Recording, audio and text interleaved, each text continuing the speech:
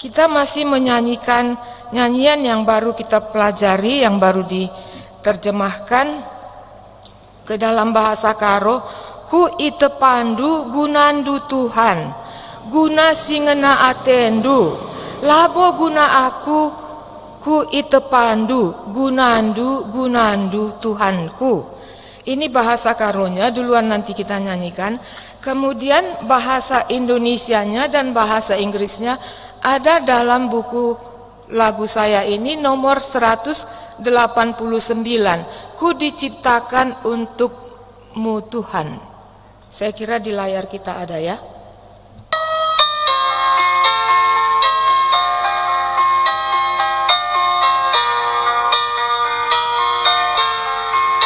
Ku ite pandu gunandu Tuhan, guna singena atendu, labo guna aku, ku ite pandu gunandu Tuhanku.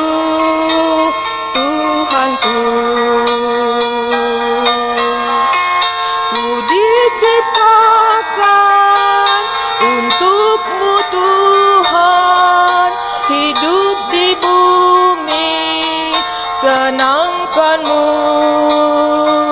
bukan untuk diri. Ku diciptakan olehmu, untukmu, senangkanmu.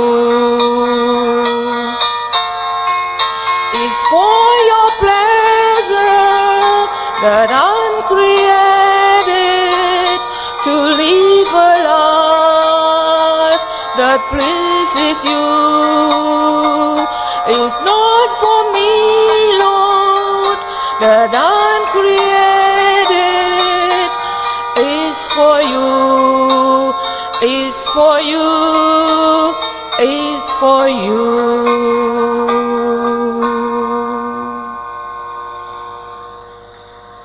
Mari kita menghafal satu ayat dari firman Tuhan.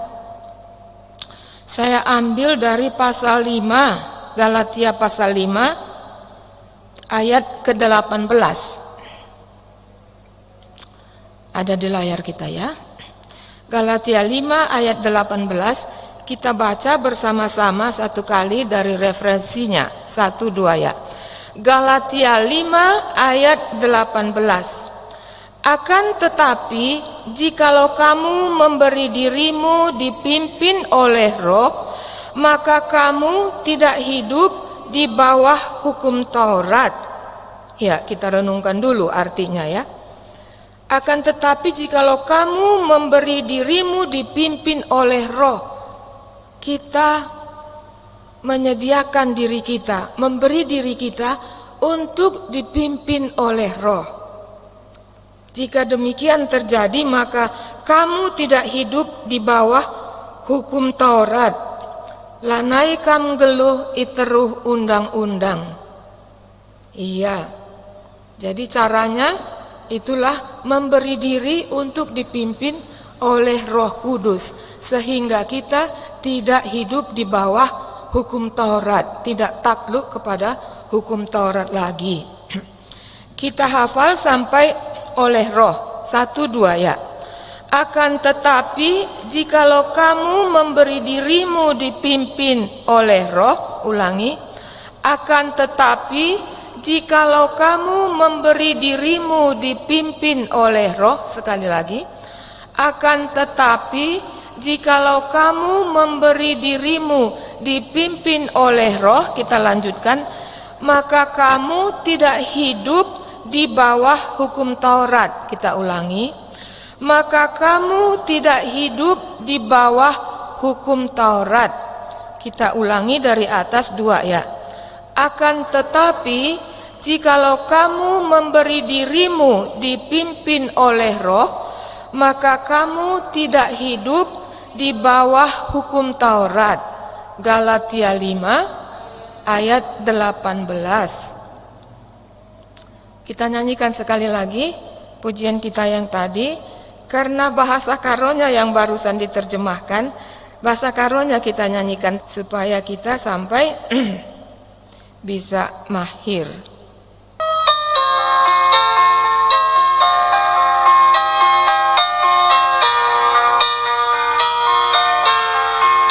Ku itu pandu gunandu Tuhan, guna singa na atendu, labo guna aku, ku itu pandu gunandu, gunandu Tuhanku.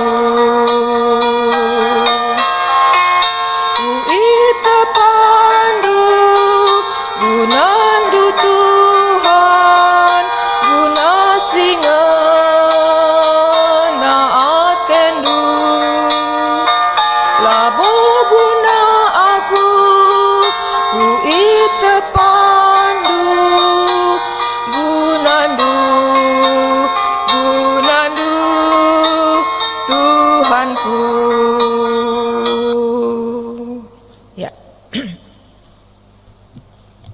Kita sudah sampai ke Galatia pasal 3. Jadi mari kita baca Galatia pasal 3. Ayatnya yang pertama.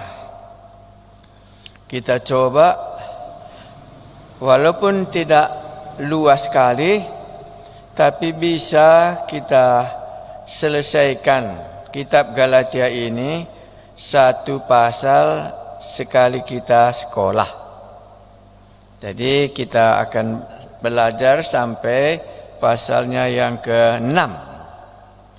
Kita lihat Galatia pasal 3 ayat 1. Dengan tema kita buat supaya jangan gampang lupa. Si pintar menjadi bodoh dia. Karena bayangan kita dalam cerita ini, orang ini mendengar Injil menjadi pintar dia. Waktu ditinggalkannya Injil, Paulus berani katakan dia sudah menjadi bodoh. Alasannya karena nggak didapatnya sesuatu apapun dari Taurat yang dia pelajari kembali. Nanti kita baca ya. Kalau bahasa Indonesianya, dibenarkan oleh karena iman. Hai orang-orang Galatia yang bodoh. Jadi mereka ini dikatakan bodoh sesudah dia meninggalkan Injil dan mencoba mengikuti Injil yang lain. Karena ada saudara yang palsu masuk ke jemaat itu. Ya. Hai orang-orang Galatia yang bodoh, siapakah yang telah mempesona kamu? Bukankah Yesus Kristus yang disalibkan itu telah dilukiskan dengan terang di depanmu? Jadi ini mengulangi nostalgia waktu Paulus mengunjungi daerah Galatia ini. Hanya ini yang hendak ku ketahui daripada kamu. Adakah kamu telah menerima Roh karena melakukan hukum Taurat? Atau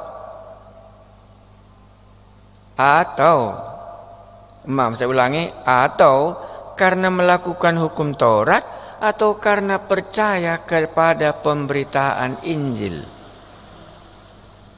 Jadi Paulus mulai bertanya, iya, hanya ini yang hendak ku ketahui daripada kamu.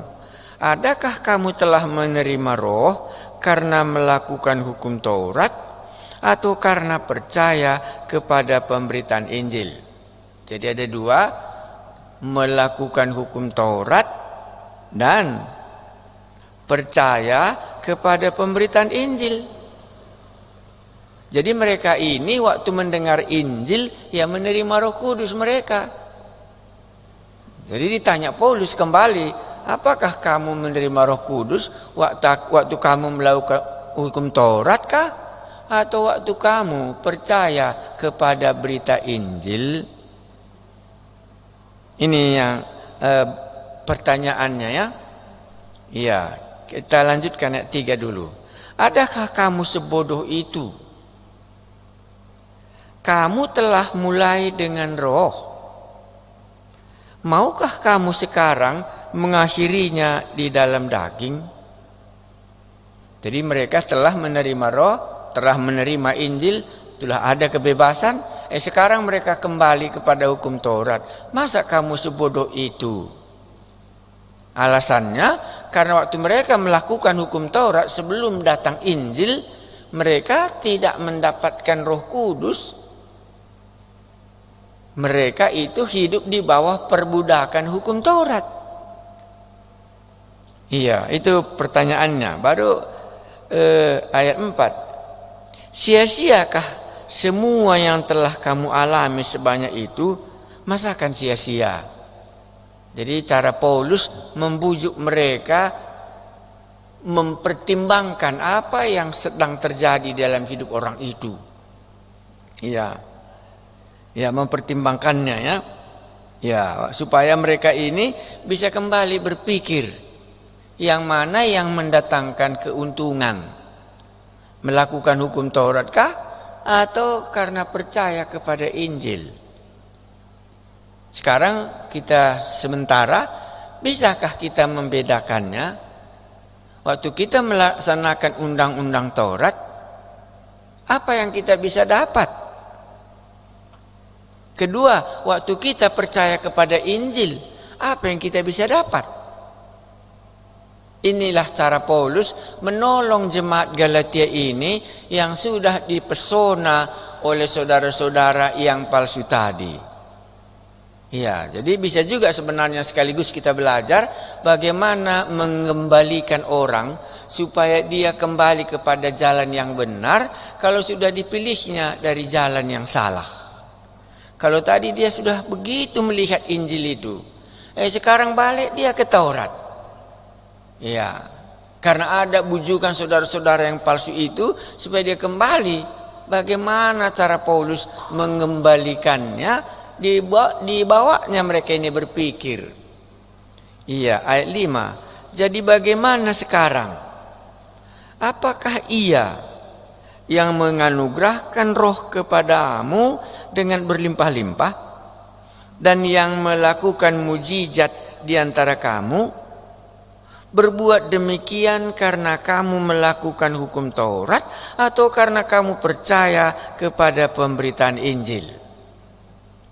Jadi di dalam tulisannya itu kan saya buat ayat 1 sampai ayat 5 ini pengalaman jemaat Galatia. Iya, pengalaman jemaat Galatia waktu mereka mendengar Injil. Jadi pengalaman jemaat Galatia ini waktu dia mendengar Injil terjadi mujizat di tengah-tengah hidup mereka. Iya, dan diberikan Roh Kudus kepada mereka. Maka latar belakang jemaat Galatia ini kan kita katakan waktu itu Kisah Rasul pasal 13 dan Kisah Rasul pasal 14. Karena ini bukan satu kota. Galatia itu merupakan satu kabupaten ya. Iya, jadi waktu Injil itu masuk, mereka mendapat mujizat dalam hidup mereka. Terjadi kesembuhan, terjadi kelepasan dari kuasa-kuasa setan. Iya. Dan mereka menerima Roh Kudus. Iya. Itu makanya ayat 1 sampai ayat 5 ini Paulus mengulangi kembali apa yang mereka alami waktu mereka mendengar Injil. Jadi Paulus sering mengulangi kalau kita sudah jalan salah, dikembalikannya kepada posisi yang semula. Dan coba timbangkan sekarang. Waktu kamu mendengar Injil, tidakkah kamu mendengar bahwa terjadi mujizat dalam hidupmu? Ada Roh Kudus yang dianugerahkan kepadamu. Sekarang coba boleh kau bandingkan, bolehkah kau menerima mujizat atau Roh Kudus karena kamu melakukan undang-undang Taurat itu? Ya, jadi jawabnya, ya tentu tidak, kan begitu jawab orang ini. Karena itu yang diharapkan oleh Paulus jawabnya, supaya mereka kembali kepada Injil itu. Kalau memang itu tidak mendapatkan keuntungan, ya kamu tadi sudah pintar, sudah pemilih yang baik. Sekarang karena ada yang saudara yang palsu itu membujuk kamu supaya kembali kepada Taurat, ya kau ikuti dia, dan itu tidak memberikan keuntungan kepadamu. Masa kamu kembali sebodoh itu, katanya. Lah di latar belakangnya ya. Bagian yang kedua, itu ayat 6 mulai. Sebab itu jugalah Abraham percaya kepada Allah. Maka Allah memperhitungkan hal itu kepadanya sebagai kebenaran. Kenapa dia bawa kepada Abraham? Dia mulai menceritakan Abraham itu. Apakah mereka salah mengertikan Abraham ini diselamatkan, dibenarkan karena Tauratkah atau karena percaya karena itulah bapak leluhur mereka? Dan mungkin juga mereka senang supaya hidup seperti Abraham itu. Ya, jadi Paulus di sini juga mencoba ya. Secara itu jugalah Abraham percaya kepada Allah.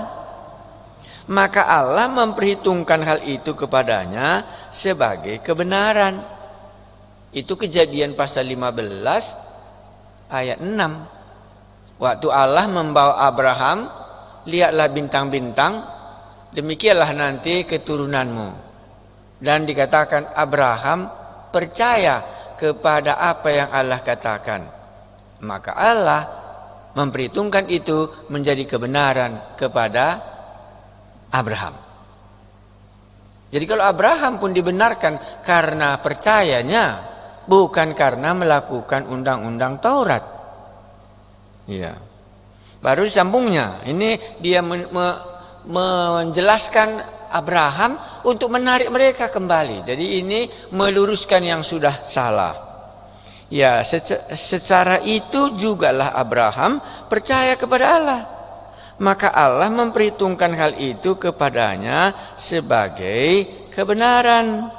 Jadi Abraham percaya itunya menjadi dasarnya bapa leluhur kita, supaya dia dibenarkan di hadapan Allah, percaya dia kepada apa yang dikatakan Allah kepadanya, bukan karena dia melakukan hukum Taurat. Walaupun nanti hukum Taurat itu 430 tahun kemudian baru datang. Jadi antara Abraham dengan Musa, karena Musa yang membawa Taurat. Ya, mulai dari Abraham Kejadian 15 tadi 6 sampai Keluaran pasal 20 itu nampaknya 430 tahun lamanya. Jadi duluannya Abraham dibenarkan di hadapan Allah sebelum pun datang undang-undang Taurat itu. Abraham dibenarkan karena dia percaya kepada apa yang dikatakan Allah. Baru dilanjutkannya. Jadi kamu lihat bahwa mereka yang hidup dari iman, mereka itulah anak-anak Abraham. Nah, ini dibujuknya ya. Jadi kau lihatlah kalau demikian. Iya, karena mereka senang bisa menjadi anak-anak Abraham. Iya. Jadi mereka senang menjadi anak-anak Abraham. Makanya dibujuknya mereka, jadi kamu lihat gitu. Kalau kita pelajari Galatia pasal 3 ini, boleh memberikan inspirasi bagi kita. Kalau ada orang yang sudah mundur dari kepintarannya menjadi bodoh, ditinggalkannya iman yang sebenarnya itu, dan kembali dia entah kemana dia hidup. Ya, di sini diungkapkannya ya. Jadi kamu lihat katanya, bahwa mereka yang hidup dari iman, mereka itulah anak-anak Abraham, bukan yang melakukan Taurat itu. Jadi anak-anak Abraham ini semua adalah karena mereka percaya. Ya, jadi kalau kamu mau menjadi anak-anak Abraham, bukan karena melakukan hukum Taurat kamu. Ya, mana tahu ada yang mengajarkan bahwa Abraham ini dibenarkan karena melakukan undang-undang Taurat. Padahal undang-undang Taurat itu 430 tahun baru datang. sesudah Abraham menerima iman dan Abraham dibenarkan karena dia percaya. Gitulah caranya Paulus memberikan pengertian kembali kepada orang Galatia yang sudah menerima Injil yang lain ini. Ya, baru kita lanjutkan. Ini ayat 8. Dan kitab suci yang sebelumnya mengetahui bahwa Allah membenarkan orang-orang bukan Yahudi oleh karena iman, telah terlebih dahulu memberitakan Injil kepada Abraham. Olehmu segala bangsa akan diberkati. Apa maksudnya ayat 8 ini? Iya. Yang kita tahu biasanya, olehmu segala bangsa akan diberkati. Berarti kalau boleh orang yang bukan Yahudi diberkati, maka Abraham pada waktu itu ya belum orang Yahudi dia. Sehingga dia bisa menjadi berkat bukan saja untuk orang Yahudi, tapi dia bisa menjadi berkat untuk semua bangsa. Ya, Taurat hanya diberikan kepada orang Yahudi di Gunung Sinai. Sesudah berdirinya satu bangsa dan sesudah mereka dianugerahkan tanah perjanjian di tanah Kanaan. Nah, tetapi dilanjutkannya tentang Abraham tadi menjadi berkat, dan kitab suci yang sebelumnya mengetahui bahwa Allah membenarkan orang-orang bukan Yahudi oleh karena iman. Karena orang Galatia ini kan banyak yang tidak Yahudi di sini. Ya, makanya nanti ada juga tradisi yang tidak Yahudi, kembali lagi mereka melakukan itu. Iya, takluk juga kepada roh-roh dunia ini. Iya, dan kitab suci yang sebelumnya mengetahui bahwa Allah membenarkan orang-orang bukan Yahudi oleh karena iman, telah terlebih dahulu memberitakan Injil kepada Abraham. Jadi Abraham duluan mendapatkan Injil. Bisa kita ngerti ayat itu enggak? Abraham duluan mendapatkan Injil karena Abraham ini dibenarkan karena percaya. Iya, sekarang kita dibenarkan karena percaya kepada Yesus Kristus. Dulu Abraham sudah duluan itu, gitu maksudnya. Iya, karena percayanya itunya sama. Iya, olehmu segala bangsa akan diberkati.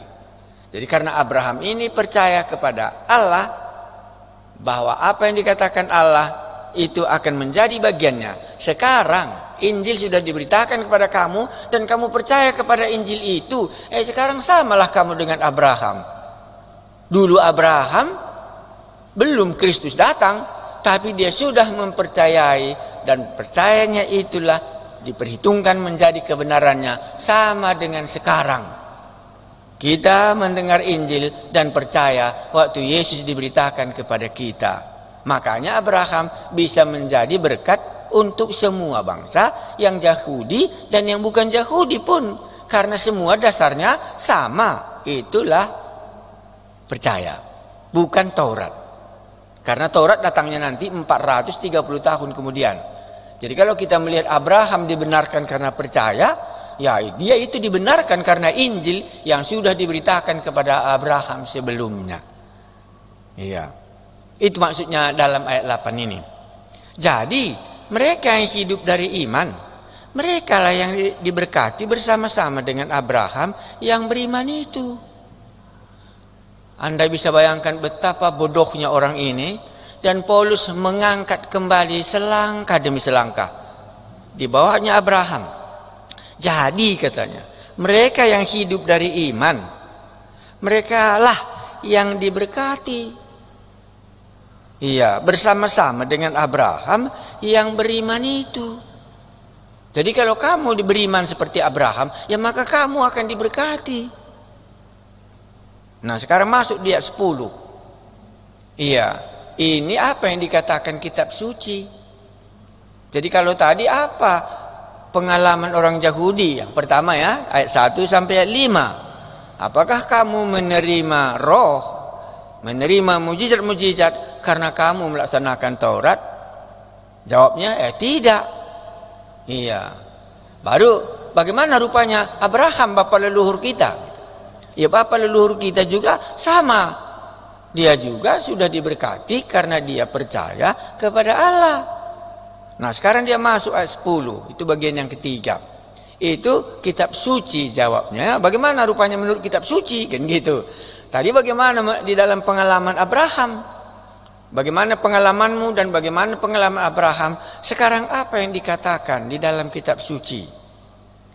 Karena semua orang yang hidup dari pekerjaan hukum Taurat berada di bawah kutuk. Iya. Kalau tadi Abraham menjadi berkat dan diberkati, makanya kamu juga kalau mau diberkati, inilah jalurnya. Tapi kalau kamu mengikuti Taurat, apa rupanya yang dikatakan oleh Taurat? Apa rupanya yang dikatakan kitab suci tentang Taurat? Makanya disambungnya di sini, karena semua orang yang hidup dari pekerjaan hukum Taurat berada di bawah kutuk. Itu tadi dari pintar menjadi bodoh. Jadi anak-anak Abraham menerima Roh Kudus, mujizat, dipilihnya sekarang kutuk. Lalu disambungnya, karena semua orang yang hidup dari pekerjaan hukum Taurat berada di bawah kutuk. Sebab ada tertulis, ini kitab suci yang membuktikannya. Sebab ada tertulis, terkutuklah orang yang tidak setia melakukan segala sesuatu yang tertulis dalam kitab hukum Taurat itu. Ulangan 27 ayat 26. Ya, jadi kalau kamu mau mengikuti undang-undang Taurat ini, maka sesuai dengan kitab suci, maka inilah yang akan menjadi bagianmu. Terkutuklah orang. Ya. Terkutuklah orang yang tidak setia melakukan segala. Bisa dilakukannya beberapa, tapi kalau bukan segalanya dilakukannya, maka terkutuklah dia kalau itu prinsipnya dia mau mendapatkan berkat. Terkutuklah orang yang tidak setia melakukan segala sesuatu yang tertulis dalam kitab hukum Taurat. Jadi kitab suci sendiri sudah menyatakan orang-orang yang berada di bawah hukum Taurat itu terkutuk. Alasannya karena tidak mungkin dia melakukannya seluruh undang-undang Taurat itu. Satu saja nggak dilakukannya, ya nggak selamatlah dia. Katakan aja lah umpamanya aku setia kali kebaktian hari Minggu. 1 tahun bisa kita kebaktian 356. Tahun kedua juga bisa. Tahun ketiga juga bisa. Tahun ke-10 juga bisa. Tahun ke-20 juga masih bisa. Dan 1 kali sebelum kita meninggal kita nggak berminggu. Mana bisa kita lakukan? Karena 1 kita tidak lakukan, maka seluruhnya menjadi sirna. Ini yang masukkan yang dikatakan oleh kitab suci itu. Makanya ini dikatakan di dalam kitab Ulangan, karena mereka yang menerima undang-undang Taurat itu sudah dituliskan dalam kitab suci, maka terkutuklah orang-orang yang tidak setia melakukan segala undang-undang Taurat itu. Hei orang Galatia, tidakkah kamu tahu ini? Jadi kalau tahu ya bisa dipilihnya ya. Tapi begitulah cara Paulus mengembalikannya. Ayat 11. Dan bahwa tidak ada yang dibenarkan di hadapan Allah karena melakukan hukum Taurat adalah jelas. Jadi kitab suci juga jelas menyatakan tidak ada satu orang pun yang dibenarkan karena melakukan hukum Taurat. Itu sudah jelas tertulis dalam kitab Taurat. Jadi apa dikatakan hukum Taurat? Karena orang benar akan hidup oleh iman. Saya ulangi, dan bahwa tidak ada orang yang dibenarkan di hadapan Allah karena melakukan hukum Taurat adalah jelas, karena orang yang benar akan hidup oleh iman. Ini dari kitab Habakuk ya diambilnya ini. Iya. Tetapi dasar hukum, ayat 11 ini dalam yang lain nanti bisa kita ketemu ya, tapi kita larikan dulu ayat 11 ini. Tetapi dasar hukum Taurat bukanlah iman, melainkan siapa yang melakukannya akan hidup oleh karenanya. Jadi dijelaskannya, Taurat itu bukan iman dasarnya. Jadi siapa yang melakukannya akan hidup karenanya. Apa ayat 12 ini? Yang kita jelas tahu, undang-undang lalu lintas kita kan kita harus berjalan sebelah kiri ya. Jadi kalau kita berjalan sebelah kiri ya berjalanlah kita menurut undang-undangnya. Maka kita di dalam perjalanan kita sebelah kiri itu, ya kita selamat sampai tujuan. Yang menjadi masalah, kita sudah jatuh ke jurang karena kita sudah berbuat dosa. Karena kita sudah jatuh ke jurang, maka berjalan sebelah kiri tadi nggak bisa lagi menolong kita. Itu yang dimaksudkannya. Jadi undang-undang Taurat itu memang benar. Berjalan sebelah kiri itu memang tepat sekali. Itulah hidup lalu lintas kita. Tetapi kita sudah masuk ke jurang, bagaimana membuatnya? Sudah terjadi kecelakaan karena kita sudah berbuat dosa, karena kita sudah melanggar Taurat. Itu bagaimana caranya lagi? Maka terkutuklah dia. Iya, jadi hidup pun dia sebelah kiri. Kalau dia jatuh, ya dia sendiri sudah dia berbuat dosa, makanya terkutuklah orang sesuai dengan kitab suci. Itu yang dimaksudkan ayat 11 ini. Jadi kalau kita sebelah kiri, ya selamatlah kita. Tapi karena kita sudah jatuh, nah dalam hal inilah kita nggak bisa lagi diselamatkan oleh undang-undang berjalan sebelah kiri. Karena kita sudah jatuh, siapa yang mengangkat kita? Itulah yang menyelamatkan, itulah iman tadi, itulah juru selamat tadi. Ini dalam undang-undang Taurat yang bisa kita mengerti ayat 12 ini. Tetapi dasar hukum Taurat bukanlah iman, melainkan siapa yang melakukannya akan hidup karenanya, hidup oleh karena Tauratnya itu. Ya, hanya kalau dia sudah jatuh, makanya berjalan sebelah kiri tadi ya tidak menolong dia lagi. Yang bisa menolong dia kalau datang iman. Nah, barulah bisa ditolongnya dia kembali berjalan sebelah kiri. Ayat 13. Kristus telah menebus kita dari kutuk hukum Taurat dengan jalan menjadi kutuk karena kita. Sebab ada tertulis. Tadi kan pengalaman ketiga ini kan pengalaman kitab suci ya. Itu tadi kita buat judulnya. Dengan jalan menjadi kutuk karena kita. Sebab ada tertulis, terkutuklah orang yang digantung pada kayu salib. Jadi kalau tadi kendaraan kita sebelah kiri kita sudah jatuh, ya perlu kita pertolongan. Kalau kita tadi sudah di dalam hukum Taurat, sudah kita berbuat dosa, ya sudah dikutuk Taurat lah kita.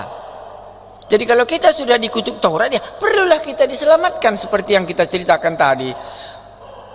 Ada pertolongan. Nah, makanya disambungkannya di sini. Kita ini ditebus bukan saja karena kita berbuat dosa. Dari hukum Taurat yang kita langgar itu pun kita ditebus. Iya, Kristus telah menebus kita dari kutuk hukum Taurat. Jadi umpamanya kita sudah tahu kita melanggar undang-undang Taurat. Dari situ perlu kita ditebus. Jadi kematian Kristus bukan saja karena kita melakukan kejahatan, tetapi kita juga ditebus waktu kita tidak lagi melakukannya. Karena terkutuklah orang yang tidak melakukan undang-undang Taurat, maka Kristus mati untuk menebus orang yang berada di bawah kutuk Taurat. Itulah orang-orang Yahudi. Iya. Jadi kalau kamu kembali kepada Taurat, ya kembali lagi lah nanti kamu perlu ditebus. Karena dari situlah kamu dipilih dan dari situlah kamu dibenarkan waktu kau percaya kepada Injil. Terkutuklah orang yang digantung pada kayu salib. Iya, jadi kita ini juga ditebus dari undang-undang Taurat yang sudah kita langgar. Pasti kita ingat beberapa undang-undang Taurat kita sudah langgar sebelum kita menjadi orang percaya. Iya. Ayat 14. Yesus Kristus telah membuat ini. Membuat yang mana? Membuat penebusan dari kutuk Taurat tadi.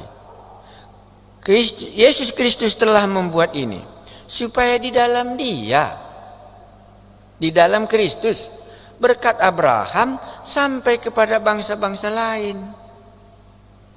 Jadi bangsa-bangsa akan mendapat berkat dari Abraham, akan bisa jadi berkat Abraham itu hanya lewat Tuhan Yesus. Iya, Yesus Kristus telah membuat ini supaya di dalam Yesus, di dalam Dia, berkat Abraham sampai kepada bangsa-bangsa lain. Ini kesimpulannya 14. Kalau dari Bapak Abraham, inilah makanya bisa Abraham menjadi berkat. itu harus melalui Yesus. Yang kedua, sehingga oleh iman kita menerima roh yang telah dijanjikan itu. Makanya di dalam bahan sekolah kebaktian keluarga, bagaimana fungsinya Roh Kudus itu dalam perjanjian lama dan dalam perjanjian baru. Ya, fungsinya Roh Kudus dalam perjanjian lama waktu itu sudah kita lihat, biasanya orang-orang yang mendapat Roh Kudus dalam perjanjian lama itu hanya yang berjabatan. Umpamanya seperti Raja Daud, ya. Iya, seperti imam-imam, ya. Iya, yang berjabatan di dalam kerajaan Israel. Kita ingat Saul, ya. Saul itu diurapi, diberikan kepadanya Roh Kudus supaya dia bisa mampu memimpin umat Israel. Begitu dia enggak menjadi rasul lagi, begitu dia tidak menjadi raja lagi, diambil dari Saul Roh Allah itu. Ya, dan ini semua tidak mereka dapat dari melaksanakan undang-undang Taurat. Iya, tetapi di dalam perjanjian baru kita semua menerima Roh Kudus karena iman kita, karena kita telah ditebus. Orang itu belum ditebus, makanya Roh Kudus bisa keluar masuk dari si Saul ini. Itulah makanya Raja Daud berdoa, janganlah ambil rohmu daripadaku. Karena begitu mereka berbuat dosa, ya Roh Allah meninggalkan mereka waktu mereka tidak lagi berjabatan melakukan tugas sebagai umat Israel, ya rohnya diambil. Ya, makanya kita bukan demikian, karena iman kamu menerima Roh Kudus. Itu nanti pasal 4 kita jumpa. Ya.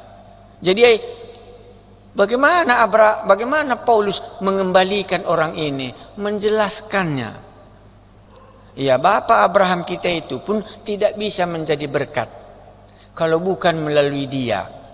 Melalui Kristus itulah Bapak Abraham kita ini bisa menjadi berkat. Di mana bisa dia menjadi berkat? Karena orang percaya. Abraham tadi percaya. Sekarang orang percaya kepada Yesus, kan sudah Abraham tadi menjadi berkat bagi semua bangsa. Tetapi yang melakukannya di dalam Yesus Kristus. Kedua, Roh Kudus. Roh Kudus diberikan kepada kita, ya, karena Injil. Karena kita percaya, waktu kamu mendengar Injil dan percaya, maka Roh Kudus diberikan kepadamu sebagai anak-anak Allah. Nah, kalau tadi ini sudah menjadi bagianmu, kenapa kamu sekarang sebodoh itu?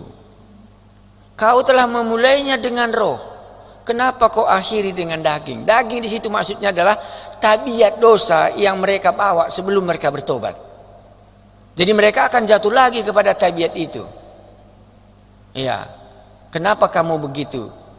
Nah, jadi kalau dari bagian ini, kalau ada kawan kita, sudah kita lihat tadinya pintar, ada bagiannya di dalam Kristus. Sesudah itu dia mundur dan sekarang diikutinya entah Taurat apapun, kehilanganlah dia. Nah, demikianlah caranya mengembalikannya kembali, ayat 1 sampai ayatnya yang ke-14. Ayat 1 sampai 5 diajaknya orang itu menghitung berkatnya.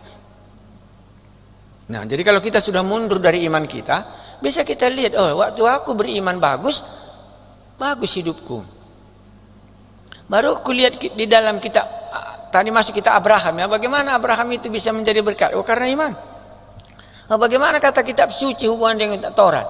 Kalau kitab suci katakan mengenai Taurat, terkutuklah orang yang tidak setia dalam hukum Taurat. Jadi kalau aku melakukan Tauratku ini, maka terkutuklah aku. Ya. Dan bagaimana dengan Bapak Abraham kita bisa menjadi berkat? Ya, karena dia percaya. Kepadanya sudah diberitakan Injil pada waktu itu rupanya. Dalam hal apa? Dalam iman kita dibenarkan, sekarang juga sama. Baru juga melalui Injil kita menerima Roh Kudus sebagai anak-anak Allah. Mari kita cepatkan baca. Kalau sudah ini kan supaya mereka kembali jawabnya, ya. Hukum Taurat atau janji. Ayat 15. Ini bagian yang keempat. Saudara-saudara, baiklah kupergunakan suatu contoh dari hidup sehari-hari. Ini kehidupan pada zaman itu sehari-hari, ya. Suatu wasiat yang telah disahkan. sekalipun ia dari manusia, tidak dapat dibatalkan atau ditambahi oleh seseorang pun. Ini wasiat maksudnya merupakan satu perjanjian. Jadi dalam hidup pada saat itu juga, kalau sudah ada perjanjian, itu nggak bisa lagi dihilangkan. Nah, sekarang 16. Adapun kepada Abraham diucapkan segala janji itu, dan kepada keturunannya. Tidak dikatakan kepada keturunan-keturunannya, seolah-olah dimaksudkan banyak orang, tetapi hanya satu orang. Dan kepada keturunanmu, yaitu Kristus. Itu Kejadian 22 ayat 18. Ya, jadi kepada Abraham ini Tuhan sudah berikan janji bahwa melalui keturunanmu itulah Kristus. Itu Kejadian 22 ayat 18. Maksudku ialah janji yang sebelumnya telah disahkan Allah tidak dapat dibatalkan oleh hukum Taurat. Jadi Paulus kembali melihat janji Allah kepada Abraham, bahwa Allah sudah memberikan janjinya kepadanya dalam kitab Kejadian 22 sebelum Ishak dipersembahkan, bahwa melalui keturunannya akan diberkati. Nah, saya baca sekali lagi, maksudku ialah janji yang sebelumnya telah disahkan Allah tidak dapat dibatalkan oleh hukum Taurat.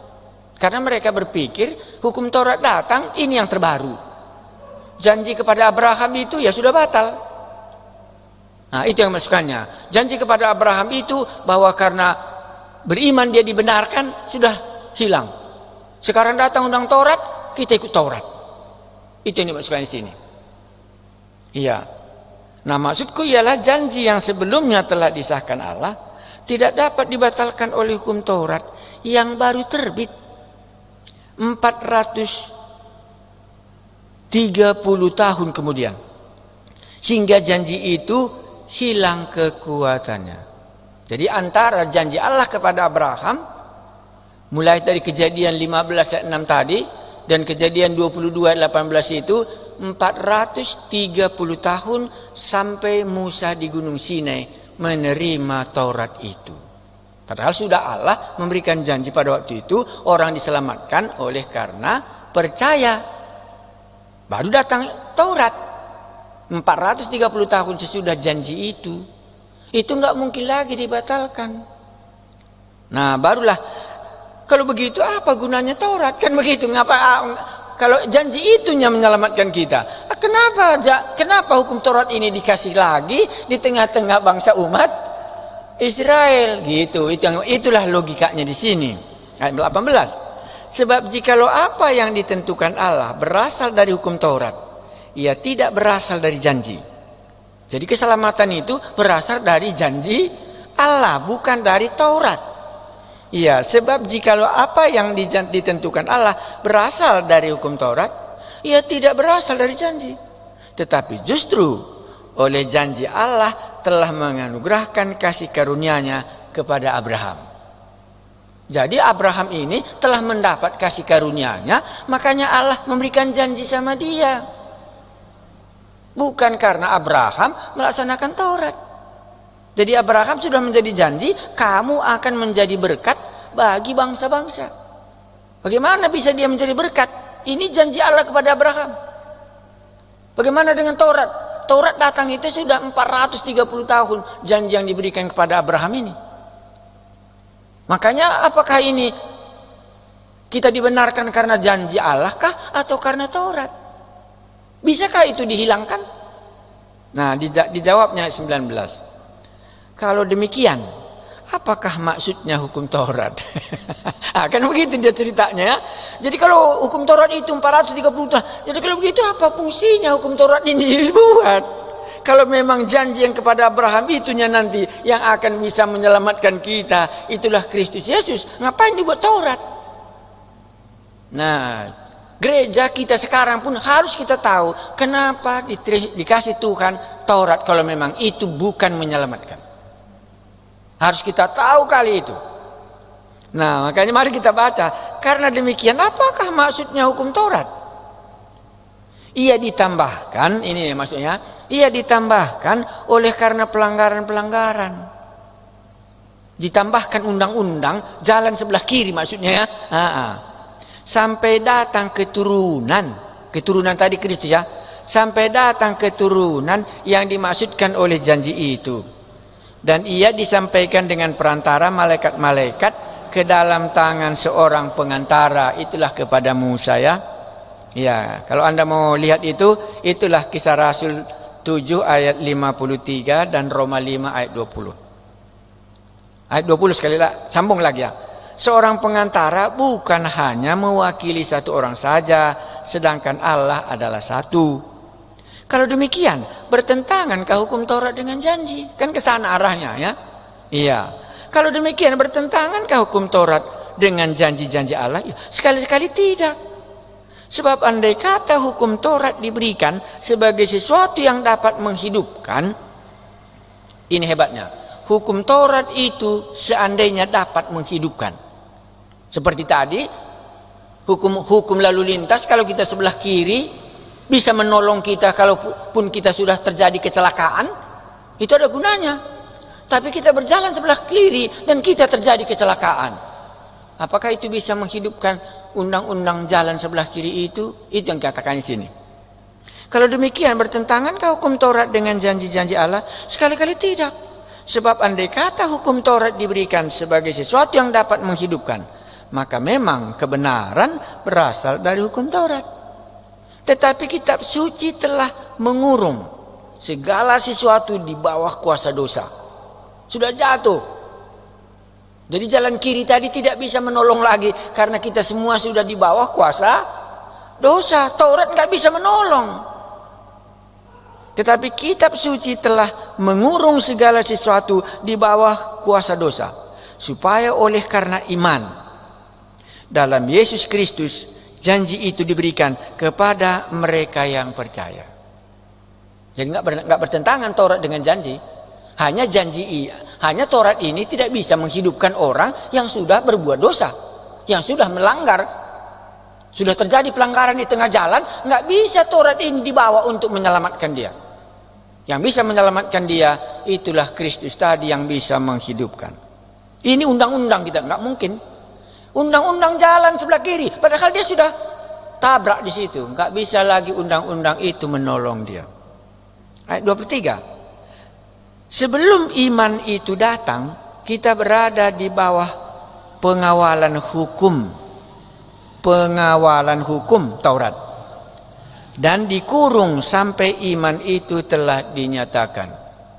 Jadi ayat 23 dan saya baca lagi ayat 24. Jadi hukum Taurat adalah penuntun bagi kita sampai Kristus datang, supaya kita dibenarkan karena iman. Sekarang iman itu telah datang. Karena itu kita tidak berada lagi di bawah penguasaan penuntun. Untuk membuat ayat 23, 24 dan untuk membuat ayat 23, 24 dan 25 ini jelas, kita baca Lukas pasal 16 ayat 16. Lukas 16 ayat 16 supaya jelas bagi kita ayat ini bahwa hukum Taurat itu adalah penuntun sampai janji iman itu datang. Jadi Taurat itu menuntun kita. Ayat 16 saya baca. Lukas 16 ayat 16. Hukum Taurat dan kitab para nabi berlaku sampai kepada zaman Yohanes. Dan sejak waktu itu kerajaan Allah diberitakan dan setiap orang menggagahinya, berebut memasukinya. Jadi hukum Taurat dan kitab para nabi berlaku sampai pada zaman Yohanes, dan sesudah Yohanes masuklah janji Allah sudah datang. Makanya Paulus mengatakan di sini, hukum Taurat itu untuk apa kalau begitu, katanya kan? Ya, pengawal. Ya, sama dengan orang-orang Toris dibawanya buku petunjuknya. Ya, dibawanya menjadi petunjuk. Sesudah sampai dia di tujuannya, petunjuk tadi nggak perlu lagi dia karena sudah menjadi kenyataan yang ditunjukkan di dalam buku petunjuk ini. Taurat itu sama. mari kita merayakan Paskah, katanya kan gitu. Ya, taruh darah di atas pintumu, katanya. Itu kan petunjuk. Dan begitu datang bukit Golgota, mereka tahu, ya sudah sampai ini Golgota ini. Nah, maka mereka sendiri tidak lagi melaksanakan Taurat membuat darah di atas pintu dan sebagainya. Enggak lagi, karena penuntun tadi sudah selesai. Itulah kembali mereka kepada Taurat yang sudah digenapkan di dalam Yesus. Mereka kembali mengulanginya. Saya ulangi sekali lagi, karena ini yang paling penting. Tadi kita sudah mulai menceritakannya bagaimana Abraham menerima janji. Jelas ya, bahwa daripadamulah akan semua bangsa diberkati oleh satu orang. Satu orang itu ialah Kristus. Jadi kalau begitu untuk apa hukum Taurat? Yang datang nanti oleh perantaran malaikat 430 tahun kemudian sesudah janji itu. Ya ini gunanya, katanya.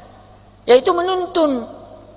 Kalau di dalam bahasa sekolah ini namanya pedagogik ya. Ini namanya adalah guru pembimbing, yaitu namanya ya. Ya, guru ini membimbing. Jadi hukum Taurat ini guru. Hukum Taurat ini guru membimbing kita sampai kepada janji Allah lewat Abraham yang sudah dijanjikan itu datang. Itulah Kristus. Makanya Lukas menyatakan baik hukum Taurat maupun kitab para nabi berlaku hanya sampai Yohanes Pembaptis. Sesudah itu semua orang bisa menggagahi mau masuk ke dalam kerajaan Allah, sudah bisa. Kalau tadinya nggak bisa. Ya, karena apa? Karena dikurung dia di dalam Taurat tadi. Hanya orang ini yang bisa masuk ke dalam kerajaan Allah, yang lain tidak bisa. Iya, itu yang di sini masukannya. Jadi saya ulangi. Jadi untuk apa Taurat itu dikasih 430 tahun kalau memang janji keselamatan itu diberikan kepada Abraham dan janji itu sudah sampai. Tujuannya adalah ayat 23, 24 dan 25. Satu kata bisa kita katakan, itu pengawas, itu penuntun, itu pengawal, menuntun kita kepada Kristus. Maka setiap kali mereka melaksanakan hukum Taurat, mengarahkan mata mereka bahwa akan datang yang menggenapkan seluruh perjanjian Taurat itu. Maka kalau kita tanya supaya genap, lakukanlah demikian. Karena Yesuslah cuma satu-satunya yang dapat menggenapkannya. Saya ulangi, sebelum iman itu datang, kita berada di bawah pengawasan hukum Taurat. Dan dikurung sampai iman itu telah dinyatakan. Dikurung, tidak bisa sembarangan melaksanakan Taurat. Hanya umat Israel. Itu hanya sunat dan yang keturunan Abraham saja. Berikutnya, jadi hukum Taurat adalah penuntun, disambungkannya ya. Tapi artinya jangan cuma satu artinya, menuntun, pengawas kepada Kristus. Ya, jadi hukum Taurat adalah penuntun bagi kita sampai Kristus datang, supaya kita dibenarkan karena iman. Ayat 25. Sekarang iman itu telah datang.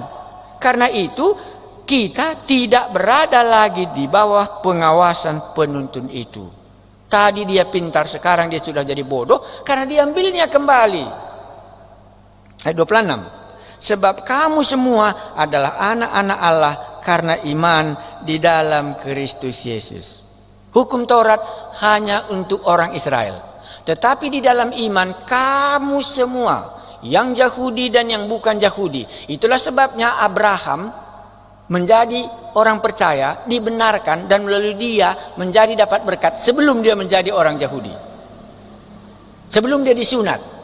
Karena tanda orang Yahudi adalah sunat, baru nanti kemudiannya dia disunat, supaya sebelum dia disunat dia bisa menjadi berkat kepada yang bukan disunat waktu Kristus datang.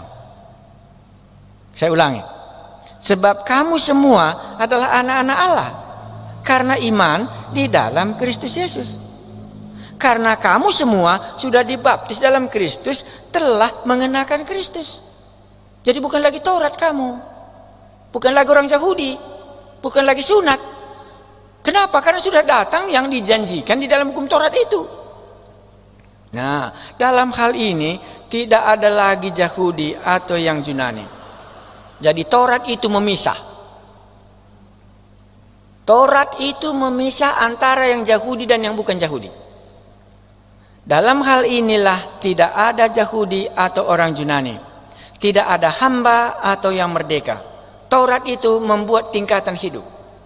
Imam-imam paling tinggi, raja-raja, dan di dalam bait Allah tidak sembarangan kita datang ke hadapan Allah. Dalam hal ini tidak ada lagi orang Yahudi atau orang Yunani, tidak ada lagi hamba atau orang merdeka, tidak ada laki-laki atau perempuan, karena kamu semua adalah satu di dalam Kristus.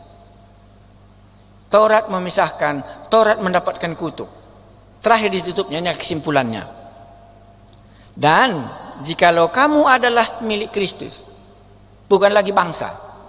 Jikalau kamu adalah milik Kristus, maka kamu juga adalah keturunan Abraham. Ke situ dibawanya. Karena mereka takut tidak menjadi keturunan Abraham. Dia tidak menjadi keturunan Abraham dengan melakukan Taurat.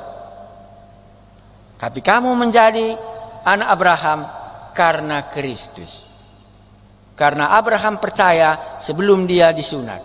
Sekarang juga sama. Ya, saya baca ini kesimpulan seluruh pasal 3. Dan jikalau kamu adalah milik Kristus, maka kamu juga adalah keturunan Abraham.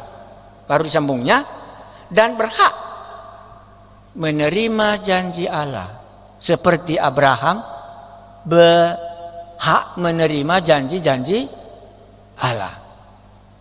Beginilah cara Paulus mengembalikan orang ini, tadinya pintar menjadi bodoh, sekarang diangkatnya lagi supaya orang Galatia ini menjadi pintar. Bisa dilihatnya, kami bisa menjadi keturunan Abraham rupanya bukan karena sunat, karena kami percaya kepada Kristus yang sudah kami dengar sebelumnya. Iya. Oh, Abraham pun rupanya bisa dia dibenarkan ya karena dia berimannya. Kami bisa menjadi anaknya. Jadi Taurat itu untuk apa? Sekarang Taurat sudah dibukakan. Itu hanya menuntun sampai janji itu datang. Sesudah janji itu datang, maka kita tidak lagi di bawah undang-undang Taurat. Makanya Lukas 16 ayat 16, waktu Tuhan Yesus katakan Taurat itu kitab nabi-nabi sampai Yohanes. Sesudah itu akan berebut orang masuk ke dalam kerajaan surga. Karena semuanya sudah bisa masuk, asal dia percaya kepada Kristus yang sudah dijanjikan melalui Abraham itu. Nah, makanya nanti pasal 4, sesudah genap waktunya. Ya, sesudah genap waktunya dia mengutus anaknya. Nah, itulah pasal 4. Jelas bagi kita ya apa fungsinya Taurat? Ya, Taurat datang 430 tahun sesudah janji kepada Abraham bahwa melalui Abrahamlah kita akan diberkati karena percaya, dan itu hanya melalui Kristus, dan di dalam Kristus kita menjadi satu, tidak lagi Yahudi, tidak ada lagi yang bukan Yahudi. Semuanya satu karena kita ini milik Kristus. Dan di dalam kita milik Kristus diberikannya kepada kita Roh Kudus. Jadi kita tidak lagi di bawah kutuk Taurat itu. Mari kita berdoa. Kami mengucapkan syukur kalau kami boleh mengerti Taurat itu tidak pernah bisa menyelamatkan. Karena kitab suci menyatakan terkutuklah orang yang hidup di dalam Taurat karena tidak setia melakukannya. Karena kami sudah dikuasai oleh dosa, tidak mampu kami melaksanakan Taurat itu. Karena itu kami mengucap syukur di dalam Kristus kami bisa menjadi anak-anak Abraham dan berhak menerima janji-janji Allah. Terpujilah namamu kalau kami telah keliru, mundur dari perbuatan dan dari aktivitas kami. Kami berdoa supaya roh yang sama bagaimana Paulus mengarahkan jemaat Galatia ini akan menolong kami bisa melihat berkat yang ada di dalam Yesus Kristus Tuhan kami. Terpujilah namamu yang sudah mengajari kami apa gunanya Taurat itu. Dalam nama Tuhan kami Yesus kami berdoa. Amin. Baik, selamat malam. Minggu depan kalau Tuhan berkenan kita masuk Galatia pasal 4. Pasal 5 dan pasal 6. Jadi kita ada 3 kali lagi sekolah jemaat sampai selesai kitab Galatia. Terima kasih, selamat malam.